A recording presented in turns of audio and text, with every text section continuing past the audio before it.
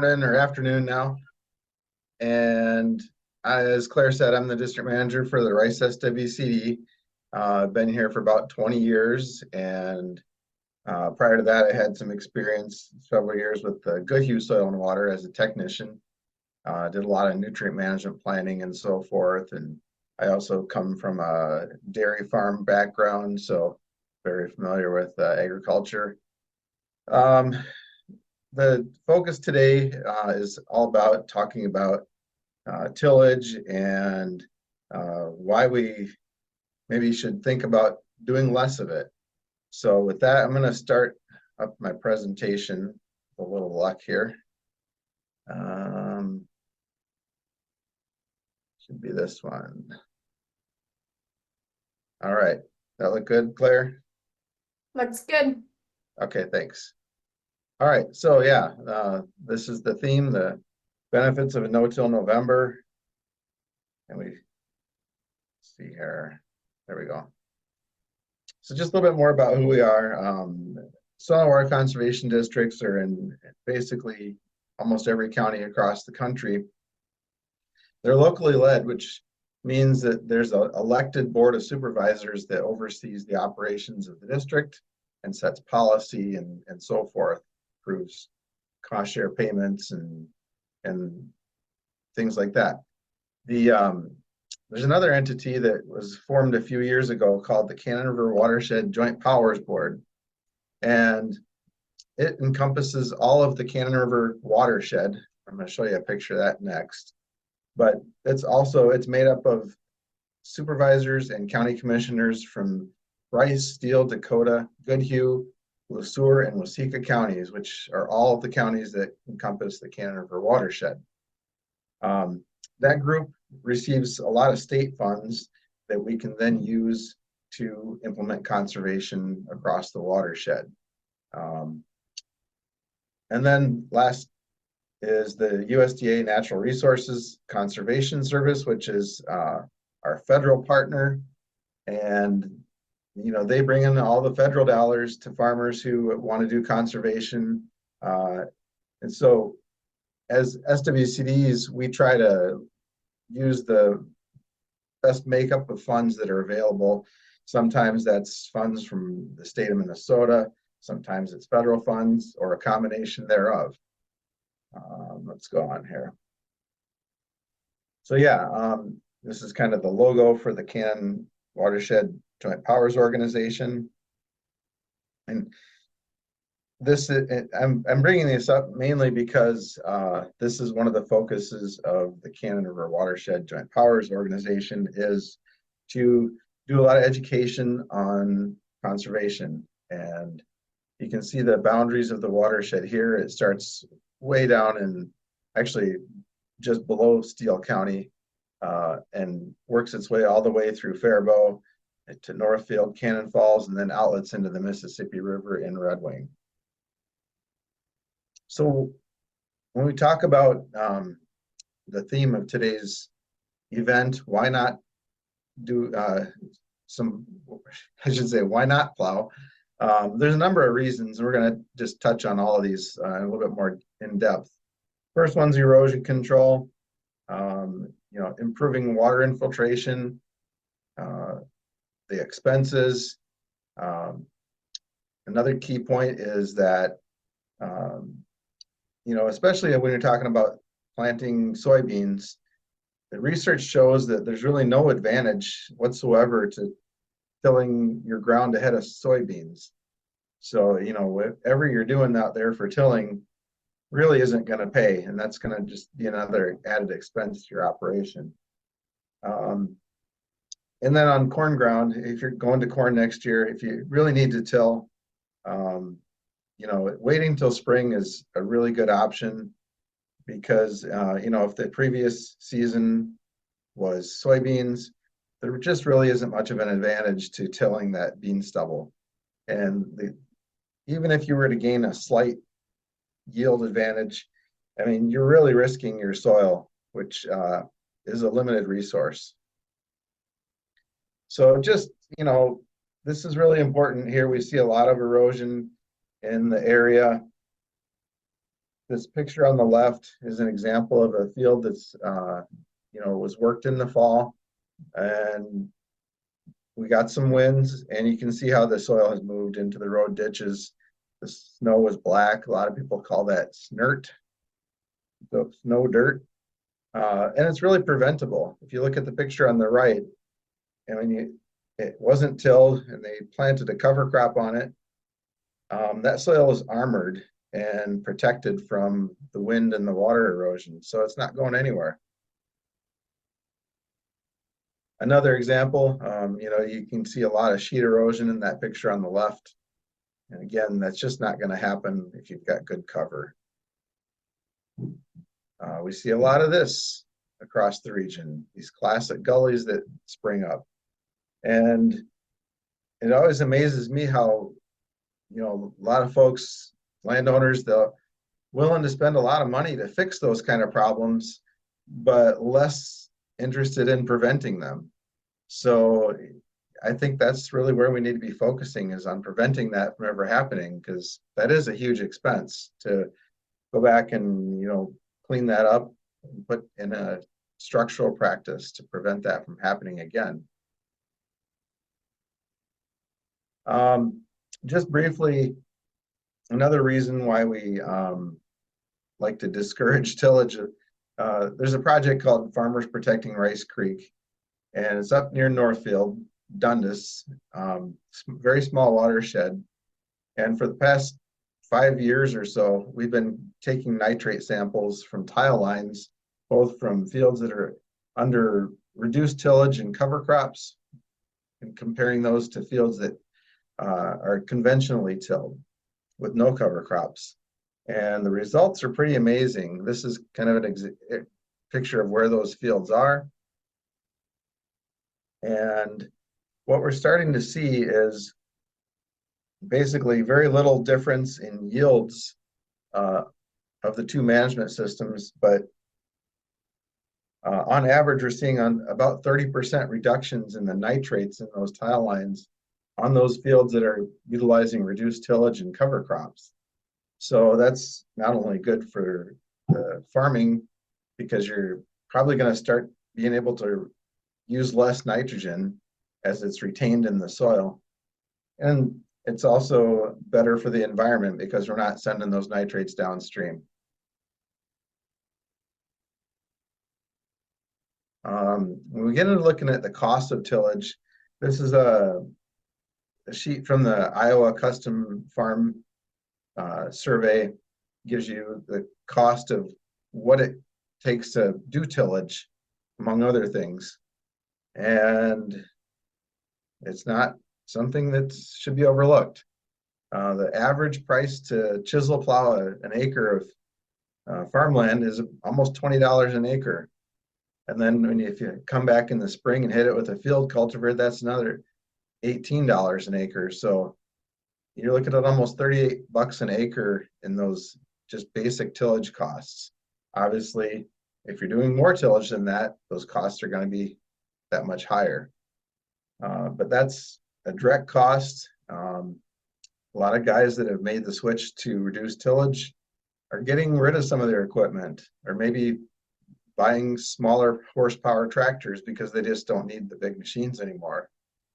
I put that graphic in there, that $37.50 an acre of cost at today's prices is about 2.7 bushels of soybeans or 7.9 bushels of corn. So I'm not saying that you would have a yield loss, but even if you did, you'd have to have at least 3 bushel bean or 8 bushel corn reductions, and still just to break even. So you think about that a little bit.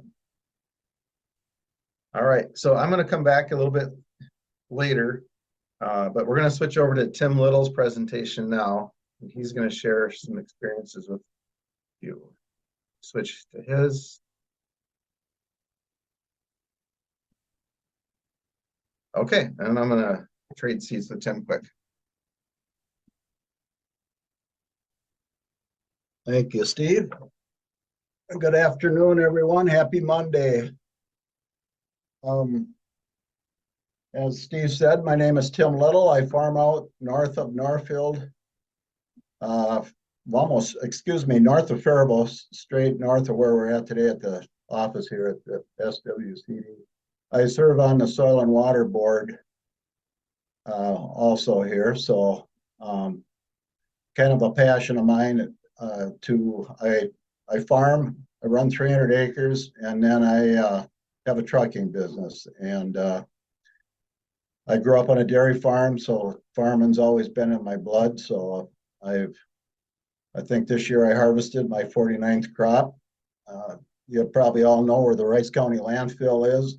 I rented that land when I was a junior in high school. That's where I started out. But oddly enough, today's corn prices aren't too much different than what they were back then, probably within 30 cents. So I think we're all going to have to sharpen our pencils here coming up with the commodity prices the way they have gone. Steve, how do I start this?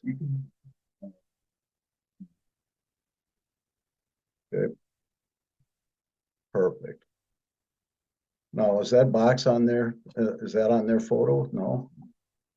Okay. All right. So I wanted to start out because we're talking about the watershed here. I wanted to start out with this photo. Obviously, you can see the date. This is the waterfalls at the Ames Mill in Northfield. This is the Cannon River. And I think it was 2 days prior to this, Medford had a storm come through that we all see way too often now. It was 5-6 inches of rain in some areas down there.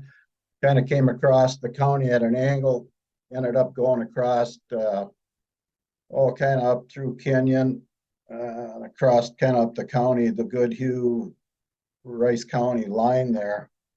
Got a lot of rain. And I think one of the first things I want to say when you're going to start doing cover crops is you got to have goals. And one of my goals right out of the chute, I was seeing too much erosion. And I'm totally convinced we need to do better. And I truly believe we can do better. And if you take a look at a picture like this, and it just kind of sickens me. And then this is what, 12 days later? This is the Rice County Goodhue line, and you can see the sheet and real erosion in this cornfield, and it's already dried out from that rain event. And now this is Memorial Day. We were out riding the Rangers over there. One of my daughters lives over that way. And here we're losing it to wind erosion 12 days later. And again, weather extremes. And I want you to remember what the color of the soil here. It's kind of that tan color. That's not the color our topsoil is supposed to look. Our topsoil is supposed to be black. And I'll come back to that later. In a wind event like that, when you have dust in the air, they say what you see in the road ditch is only a third of what left is what left your field. The other 2/3 is in another state. And I bring that up because this is like Steve talked about snert. This is Texas dirt back in 19 that we all saw in our front yards. And I call it dirt because if it was soil, it'd still be in Texas. So we've got to have soil structure to keep it in place. And one of the ways to start that process is the use of cover crops. And that's what we're here to talk about today, to try to do less tillage and try to keep something green growing on the soil. And I've used a lot of aerial seeding. This here, we're seeding cereal rye. I think it was 70 pounds of cereal rye and like 10 or 12 pounds of oats into beans. And that right before harvest, when you can see the leaves are just starting to turn. And then we let that come up. Excuse me, I'm on the wrong, that was not cereal rye. Excuse me, this is oats and winter triticale into the soybeans. Yes, for corn next year. We flew into corn stalks, we flew the cereal rye and the oats. Let's see if I can go. This year, because we're so tied to rain, and if we get these dry falls like we've had, the airplane, you've got to have moisture to get that seed started. So this year, my nephew, the last couple of years, he's had this Kinsey 15-inch corn planter. He can either, plant 30-inch corn or 15-inch row beans. And in this case, he got the plates, and we're planting cereal rye and winter camelina. And this worked out real good. This particular field is about 2 inches tall today. Is cereal rye. You can see the rows pretty nice. And also this year we tried a drone. That's the first time doing this. And as you can see, I've got the rate up there that we seeded on the 9th of September, and that greened up really nice.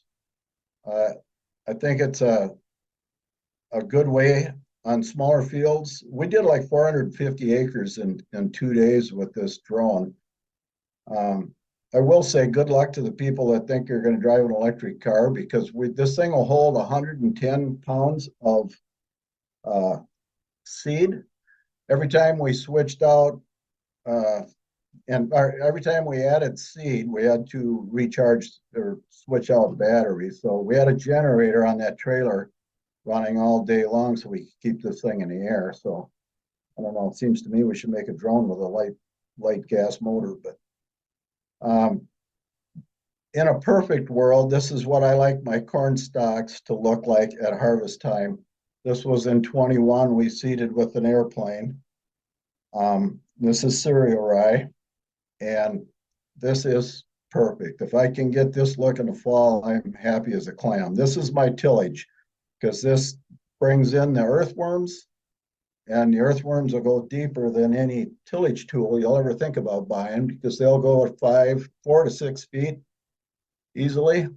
And I don't know, it's really nice to plant beans into this.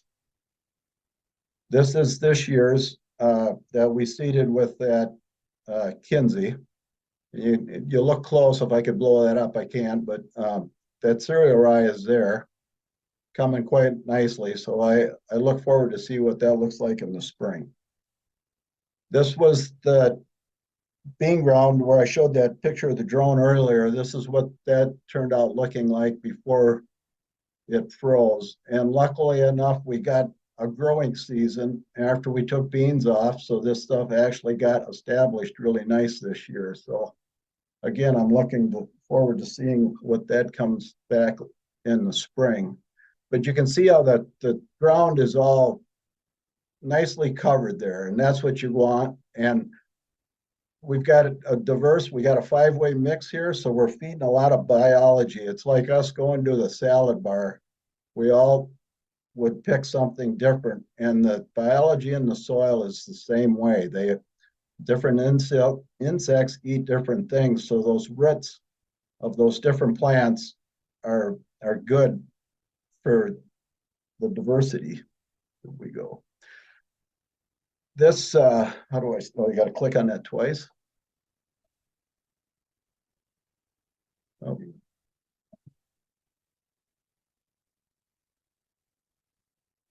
Ooh. Hit the wrong button, maybe. I wanted to show that video of that topsoil. You don't know how to do that? We're going to try and get that pulled up here just a second. Just, it's not going to let you. We can skip it if you have to. There we go. Now, can you play that? Maybe not.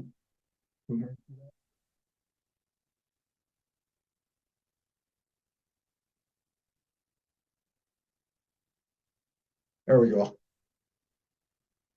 So it's 18 below in January when I'm doing this. This was just a year ago, or will be a year ago in January. But would you remember back when we were looking at that sheet reel erosion and I was talking about the color of the soil? So this is the color that soil is supposed to be. And this is why I don't do any tillage, because it's like cottage cheese. It's the look that it's supposed to be. That the video kind of messed us up there evidently. We'll get it.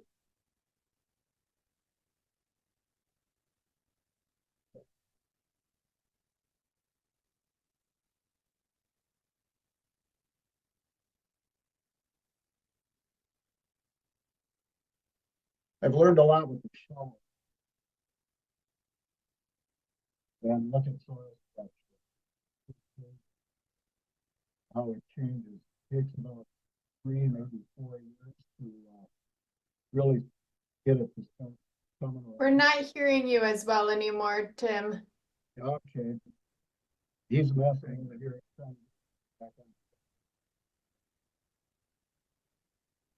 Maybe once Steve is out of there, because that was pretty muffled. Hold on. Yep.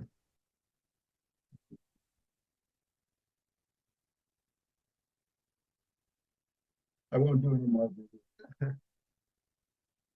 Go to the glasses. There you go. Okay, can you see that, Claire? Yes. Okay. Yep. So I've showed 2 pictures of the planner here just to go over quick what I changed to make it work to no-till. And so I don't know. So this planner's 20, what is it, 22 years old now. Obviously Case IH. One of the first things I did, I put I've got chain drive for the row units, but I put shut offs on just to save on seed. And then after that, I switched out the Yetter trash wheels for the precision clean sweep, which you can see up front there. And they're on an air cylinder that I can adjust from the cab. And this planner up on top of the row unit there, you can see the airbag. This planner came with springs, but I switched it out and put the pneumatic on a couple years ago. So I run that off the same little electric air compressor that I use for the row shutoffs. So that little air compressor runs the row shutoffs, the airbag for the down pressure, and the clean sweeps. I've just added more air tanks and I air it up with shop air to get started in the morning. And then that little compressor keeps up all day. So I'm all about keeping it simple. And then you can see the 2 blue little valves for the fertilizer. So for corn, I put nitrogen out the back. And when you're planting into cover crops like oats and triticale, winter camelina like I do, a lot of times those cover crops are doing what they're supposed to be doing. And they're taking up the nutrients, putting them back into the plant, bringing it back to the surface. So I think it's very important to add nitrogen when you're planting corn. I put down 17 gallons of 28% and 3 gallons of ammonium thiosulfate right out those tubes out the back. And so it's right there next to the seed. And then the other thing I switched out on this planter, the Case IH, the little, you can see they're brand new towards the bottom of the row unit there. The closing wheels were a 7.5 smooth disc, concave disc from, that's what Case uses. I switched these out for these spike tooth, kind of like the same shape as the row cleaners. And that helps to prevent any sidewall smearing. I think it's been huge because that's one of the problems I have is you've got those draws in the field in the spring that maybe the rest of the field will go, but the draws are a little bit damp. And between the soil structure being better now that I've done this for a number of years, between that being better and then these wheels, it's a little more forgiving when I'm planting. So that's basically, and the 2 valves, so I can either go out the back with the nitrogen or I can go in furrow when I plant soybeans. I can put, like I use a brown sugar and a root enhancer and I can put that in furrow. So I can't do both at the same time. I can go either or just by turning one valve off, turning the other one on, and change the flow rate on the pump.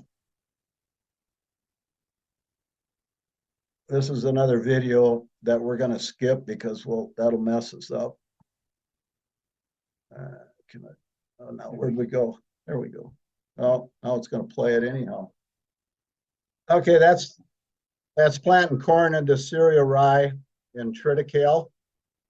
And you can see that tread wheel on the back of that planter is supposed to be running smooth. And that is one of the problems because you're just now opening up that soil and it's damp underneath. So there is a little bit of soil that sticks to that wheel, more than I like. Well, yeah. Do a video and then it goes, well, I think that's my last video, so that'll quit messing us up. Sorry, Claire. No, that's okay. I think we may see if we can try to send your video clips in with our follow-up email too, because they're Okay. not showing up real well on our end. Okay, am I clear now? You can hear me good? Yes, yep, Okay, all doing right. well. How do I look? Do I look good too? I'm just kidding. This is cereal rye. I'm planting soybeans into cereal rye, and I like this picture because right up ahead of me is a waterway. And, you know, we've got this buffer law that we started a few years back, and it was always kind of a thorn in my side. If we'd have been doing more of this a long time ago, we would have never had the buffer law ever come into play. So I think it's very important these two work hand in hand. We've got for the big rain events, I've got a waterway to handle the big water flow. But look how all the soil is tied together with the cereal rye and the corn stalks. And the only tillage I do is if I do it like a tile project, like what I've got going here, I've gone out with the digger. A lot of times I'll leave the digger folded up and I just go down and smooth out. If I see a sprayer rut from the previous year or whatever I need to fix, that's when I do it. But I try to do just as little tillage as possible. This is the oats and the triticale that I planted corn into after it was burned down. And again, trying to keep the soil covered. It really helps in these droughts because like this was that bean field I showed earlier with the red hood and the waterway. This is the same field. Now look at all that soil's covered. The beans are coming up. It's all tied together. And this starts the process. So now this has gone down, brought the nitrogen back into the cereal rye. And as this decays down, this nitrogen will become available like in August for the soybeans. And I've actually seen a little bit of a yield bump in soybeans, and I attribute it to that. This was a year ago in the drought. I don't know, I don't have the data on this one, but there again, the ground's pretty well covered. So that a lot of times if you had I'll go out with a heat gun. Everybody should have a heat gun. You take on a hot summer day, like noon, 1 o'clock in the afternoon when the sun is high, this soil will be 30 degrees cooler than work ground.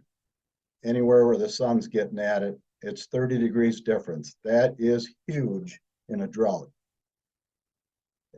Here again, this is that same field, and that cereal rye is all laid down. And again, it's keeping the ground covered. And keeping the ground covered, a lot of our soybean diseases are soil borne, and especially like white mold. It's from the rain splash. You know, an inch of rain on a 1 square acre is a little over 27,000 gallons of water. And I think a raindrop falls at 50, 60 miles an hour. It's quite the explosion. And then we get these big rain events. If you go out and look at your soybean plants, they're all covered with dirt. I can go out after a rain, not even have a pair of rubbers on, not get any mud stuck to my feet. I can walk across the field like this looking at it, and I don't even have any mud on my shoes. and the soybean plants are clean. I think that's huge on some of our soybean diseases. How would I do? This is why you don't leave me alone. Come on. Trying to click to the next. Something messed up. This is a video that we won't show. It's a 360 wide drop, they call it. This is how I put on the remainder of my nitrogen. It's got hoses that drag along beside the rows. So like my corn planter, it distributes the 32% right next to the row. And I've cut my nitrogen back partly because of what I think the cover crops are doing for me, but placing the nitrogen the way I'm placing it, I've cut back because I think I'm utilizing it better. It's right there where the plant needs it. This is what I was talking about, nitrogen give back. This is the time of year, this is August, and the beans are that dark green. And that little bit of nitrogen they get off that cereal rye is right now giving back, I think. Can you see the date on that? Do you see the writing on the top of that filter? Because I can't. I've got something in the way of the screen. Yes, Claire? I can. Yep. Okay. So this was kind of a I call it a light bulb moment or an aha moment. So this, you'll see that on there, I've written it's three years old. And yep. It was kind of like, holy cow, number one, I'm not putting any hours on my tractor anymore. And number two, it's almost 400 hours. And look at how clean that filter is. I set a new one beside it, and you could not, by looking at them, you couldn't tell the difference. And I noticed the same thing in like my cab air on the back of the cab. So I'm thinking to myself, well, if this filter is that clean, I was kind of curious as to why my oil was staying cleaner, but it's like, duh, you're not running in the dirt. And if these filters are cleaner, then my lungs are also cleaner. So it's, I don't know, it's just a win-win, and it's another cost savings. The repair on, you go ahead and click it. The repair on equipment is, I've noticed, way down. My fuel is way down. I just don't use the fuel I used to use, and I don't buy the parts I used to buy.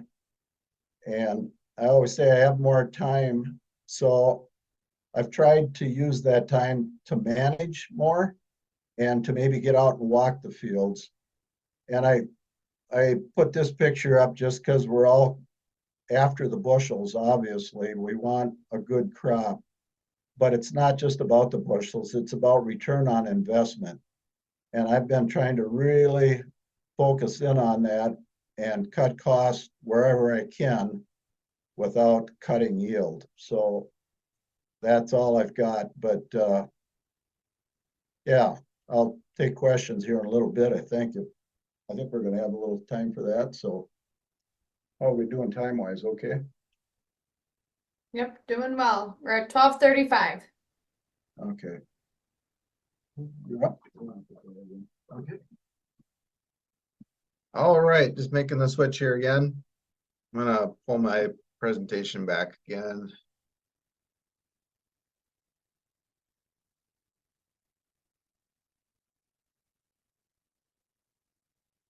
Okay. This is the last part of the presentation, and I just wanted to go over briefly some of the program opportunities that are available to farmers, not just here in Rice County, but regionally and across Minnesota. It's important to note that some of this funding is going to vary depending on your location. So if you're in, well, even across the county, we have some different things. So it's really important to talk to local staff about what is available. And it's usually just best to come in, but I'll go over some of the main things here. So working through the Rice SWCD, the Canterbury Watershed Joint Powers Board offers the following. And these things change from time to time. For rotational no-till or strip till, the current rates are 8 to 18 per acre, depending on your location in the watershed. These are rates that we expect they're going to go up a little bit for the next year, but we don't have that information yet. But it gives you an idea of what the incentives are for making the switch from conventional to no-till or strip-till. And then continuous no-till. If you're going to do that, it's 10 to 20 per acre, also depending on that location that you're at. And those are details that we can work out with you. And again, those are 2022 rates. And we will most likely have some little bit better rates next year. And that practice, you need to participate in a 3-year contract as it is currently. The district, we anticipate that we're going to have some funding for reduced tillage next year, but we don't have details on that yet. Hopefully by February, March, we will. So if this is something you're thinking about, get in touch with us, and as those programs take shape, we'll be able to let you know exactly what we have to offer. The good news is that there's a lot of funding increases out there, not just at the state level, but at the federal level too. So we think that the opportunities right now are almost endless to increase and improve your conservation on your farms. The last one that I've listed here is the NRCS Environmental Quality Incentive Program, also known as EQIP. And that program, if we're looking at tillage, typically they're paying between $16.84 and $36.11 per acre. And those are also 2023 rates. So those are going to change for 2024. If you're in a category of a historically underserved individual, those rates are going to be higher. Cover crops. Steve, So, yeah. Before you move on, and then maybe you can answer this question for both sets of programs, but for tillage, is there an acre minimum? There's a question in the chat. Great question. I don't believe we've got a minimum. In some cases, we have some caps on how many acres you can enroll. But I don't believe we have minimums. We can definitely follow up on that though. Thank you. Okay, cover crops, ranging from anywhere from $30 to $45 an acre, depending on if you're doing single species or multi, and also, again, where you are in the county does play a factor, because a lot of our funding is watershed based now, so that makes a difference. EQIP rates, almost 33 to 41 an acre, so kind of similar. And then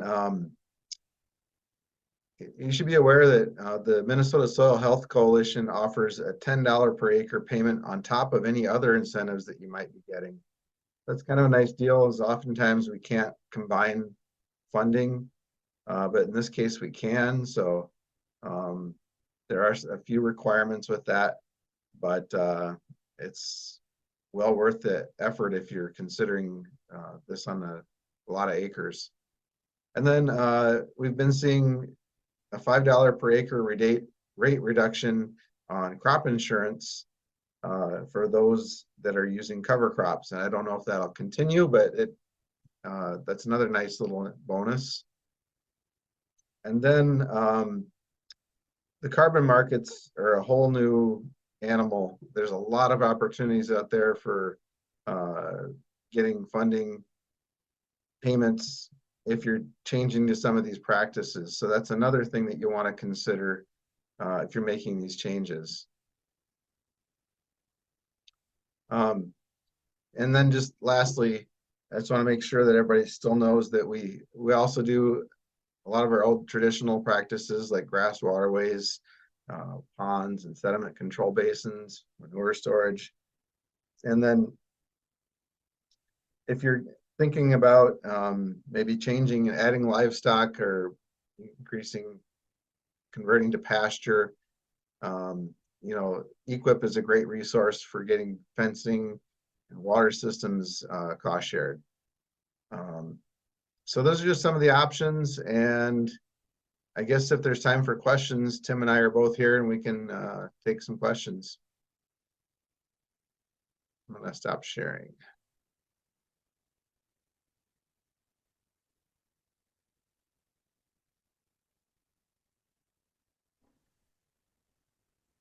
All right, so if you have questions, go ahead and put them in the chat or Q&A, or you can raise your hand at the bottom and we can give you permission to talk via video if you'd prefer that.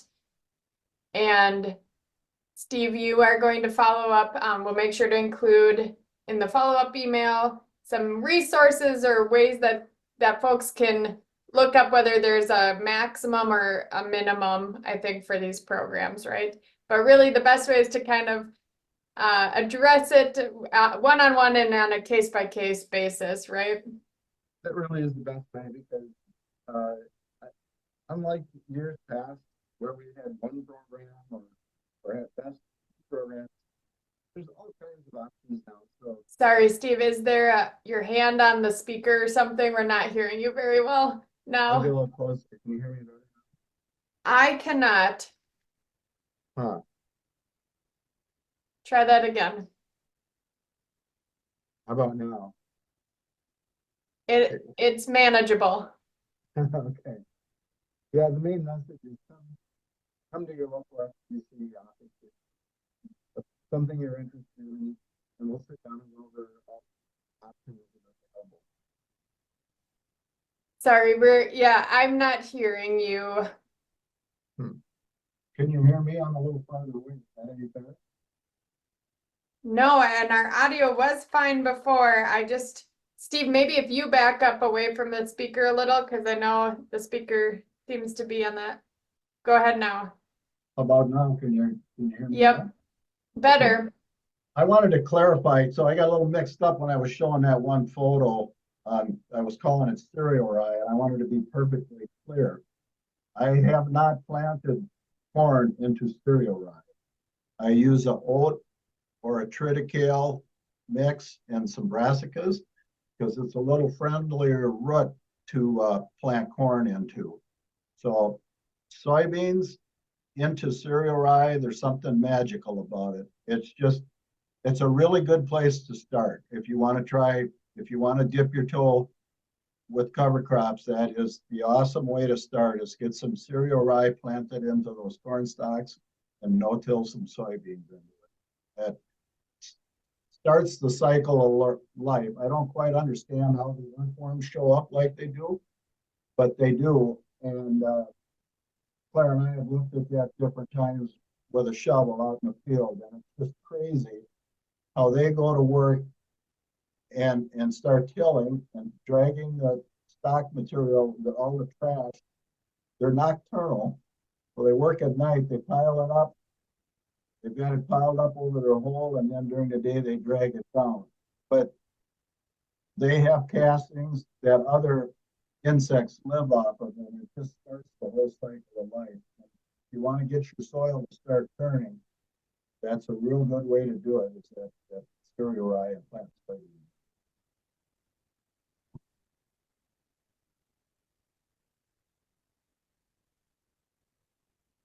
Okay, we have a question in the chat. And yes, Tim, the earthworms in your fields are incredible. I didn't know you credit it to cereal rye, but that's they sure are out there. So rebate and incentive programs included. How much per acre do you estimate a farmer would save with this method? And what about saving time? Yeah. Steve, sorry, maybe try to go where Tim was. I don't know what the deal is. Could you repeat the question?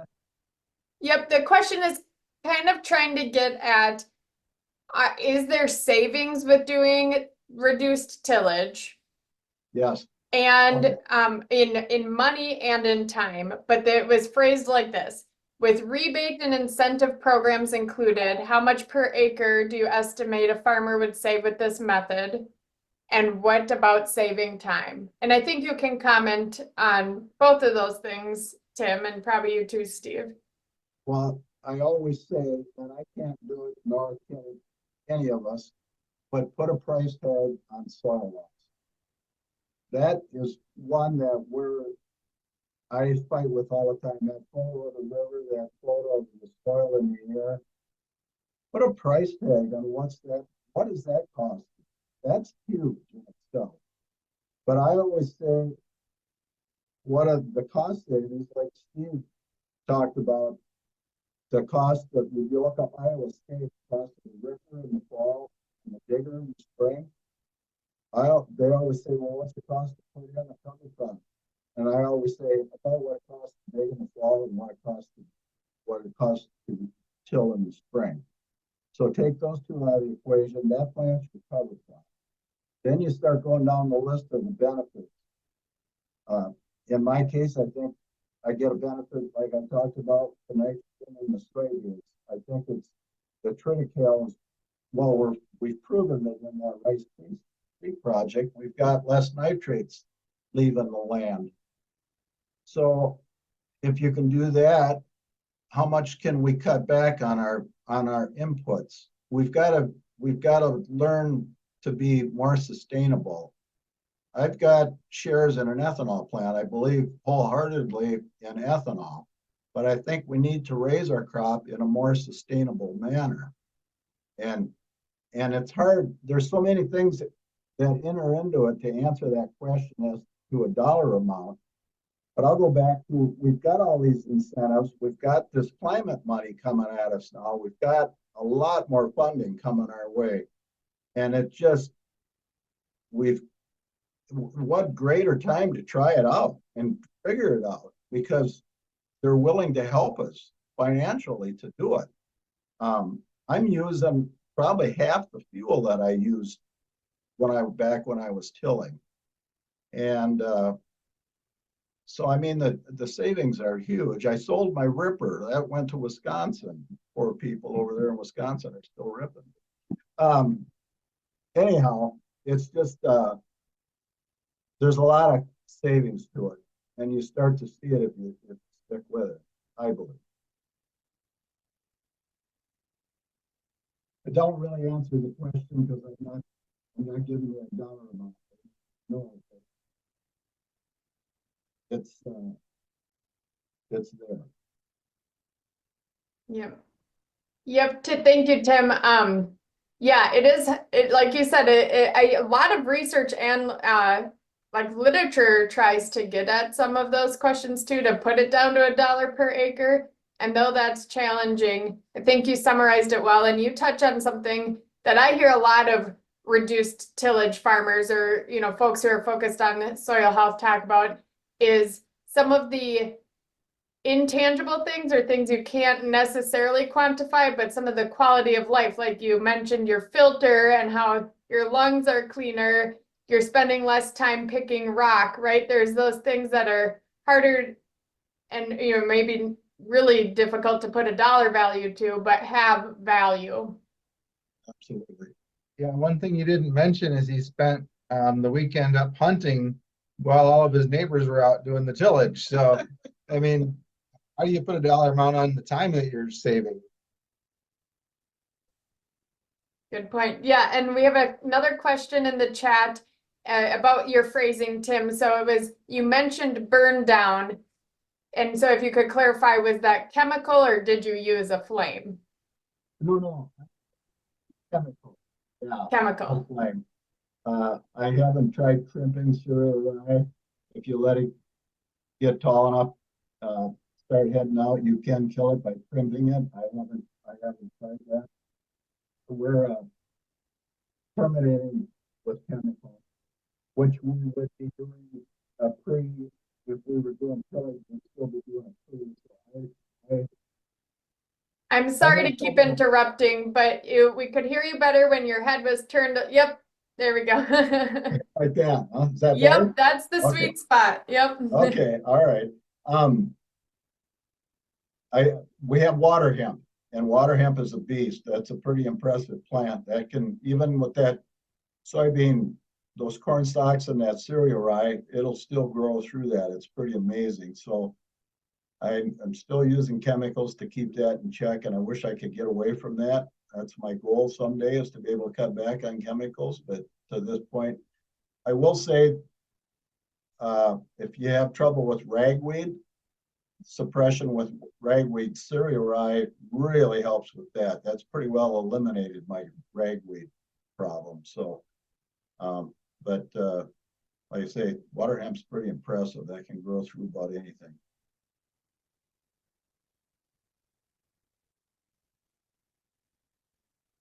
All right, not seeing more questions at the moment, but if anybody has questions, we have a couple more minutes here, so get those burning questions down in the chat or the Q&A, or like we mentioned, you can raise your hand with the reactions at the bottom of your screen, and we can help you share your video if you'd rather ask a question that way. Well, we're Otherwise, waiting on, yep. oh, I was going to say, while we're waiting on that, one thing I've noticed as your soil structure improves is the crusting in the spring doesn't seem to be as much of an issue. And we had some of that going on some of the soil last year that was tilled. I had one field that I no-tilled that we did rotary hoe. It came up just fine, but I was concerned about it. I did hit it with a hoe. But again, you keep that soil covered, and that when that rain falls, it doesn't beat it to death. And you seem to have less trouble with crusting in the spring. Thanks for sharing that. Anything else you want to share, Steve or Tim, while we're waiting or maybe wrapping up here? Yeah. Oh, I don't know how you can angle your voice at the speaker. How about here? That is good. All right, I didn't realize it was that picky. Yeah. But I guess just in closing, you know, if you're thinking about making a change, there's a ton of resources out there to consider, and a great place to start is at your local SWCD office, because you know we've got a lot of resources, more than we've ever had, and so come see us, and we'll work through all the options that are open.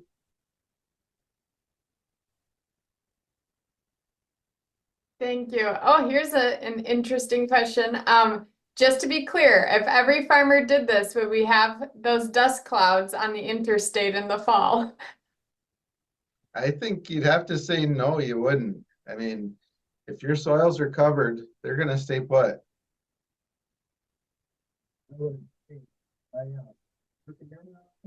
Oh, wait a second. Yep. Okay, now he turned it a little bit. Yep, you're Okay, good. all right. So I had a niece that got married in South Carolina. I left, I gotta think a minute, May 5th was the one day I could have been jumping in the tractor to plant corn, and instead I went to the cities and got on a jet plane. And I couldn't get over, number one, I couldn't get over the work ground flying down towards Davenport. We could see it was beautiful, clear blue sky. I actually picked out my farm the way they swung around the cities. I found Circle Lake, and then I could find my farm, and I could see it was all covered, obviously. You couldn't see any soil, but as we went, the tillage that was being done, and I call it degraded farmland, because you see all the hilltops, and we're all seeing that. And it's because a lot of our topsoil has no longer on the hilltop, has eroded to the bottom. And what's really crazy, from a plane, you can now see that some of the topsoil that came off the top of the hill because of all of the tillage on top of the hill is starting to get covered up with the next zone that's coming down the hill. So the degraded farmland, the hilltops are getting bigger, if you will. To that point, it was 2 weeks before I made that trip when they had that big wreck down in farm country down in Illinois.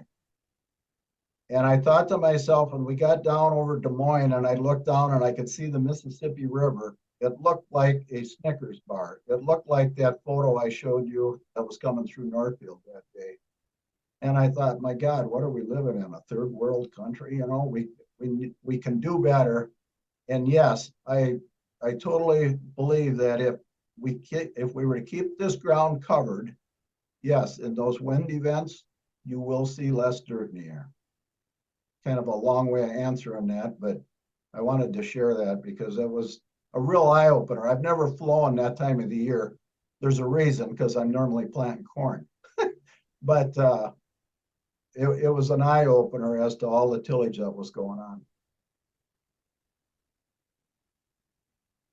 Thank you. Thanks for sharing that. And thanks, Steve and Tim. And we will follow up. You'll receive an email with the recording and resources from Teresa DeMars with Rice County Soil and Water Conservation District. And I think, like Steve said, feel free to visit your local Soil and Water Conservation District and get even more details on how some of these programs and practices can work for your operation. So with that, I think we will wrap up. Any final words of wisdom, Steve and Tim? Invest in better microphones. Yeah. Happy Thanksgiving, everybody. Thanks for listening in. All right. Thank you. Thanks.